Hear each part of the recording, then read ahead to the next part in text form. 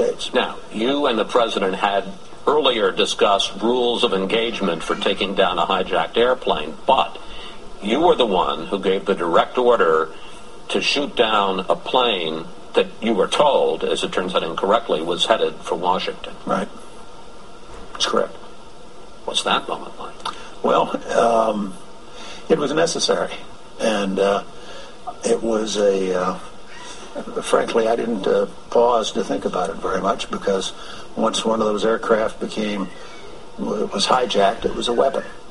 We'd seen already, by that time, 3 of them go in to the Pentagon and the World Trade Center in New York. As a result, thousands died, and if we had been in a position to intercept one of those, to keep it from striking its target, would we have done it? Absolutely. And what I did was pass on the President's approval of the basic proposition that we would, in fact, authorize our people to shoot down aircraft that had been hijacked and refused to divert. So I saw it as part of my responsibility, but I did it quickly because we had a lot of other things we were doing at the same time. If we imagine the kind of world we would face if the people who bombed the Best Hall in Mosul, or the people who did the bombing in Spain, or the people who attacked the United States in New York, shot down the plane over Pennsylvania and attacked... I know you said there'll be a time for politics, but you've also said you wanted to change the tone of Washington. Howard Dean recently seemed to muse aloud whether you had advanced knowledge of 9/11. Do you agree or disagree with the RNC that this kind of rhetoric borders on political hate speech? Yeah. There's time for politics. And,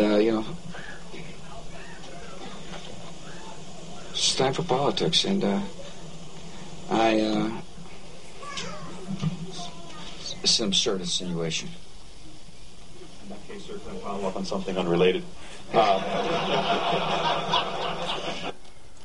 Let us never tolerate outrageous conspiracy theories concerning the attacks of September the 11th.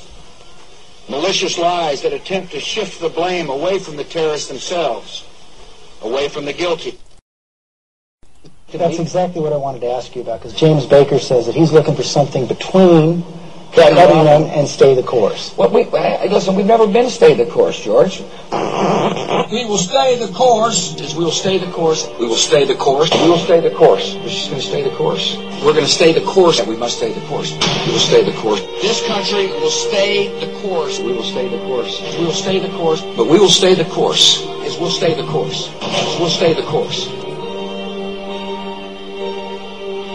And you don't have to be a conspiracy theorist to wonder exactly what President George W. Bush knew about the attack, and when he knew it.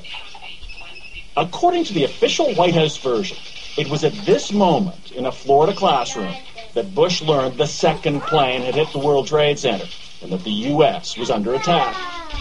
But here's what George Bush himself said almost 3 months later when asked about September 11th.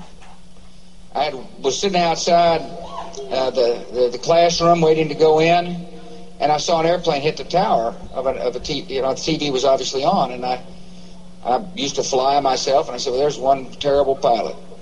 And it said it must have been a horrible accident. But I was whisked off there. I didn't have much time to think about it. Now, wait a minute. George Bush was told about the second plane while he was inside the classroom. So you just heard him describe seeing the first plane crash on television that day. But that's impossible. No one saw the first plane crash on TV on September the 11th.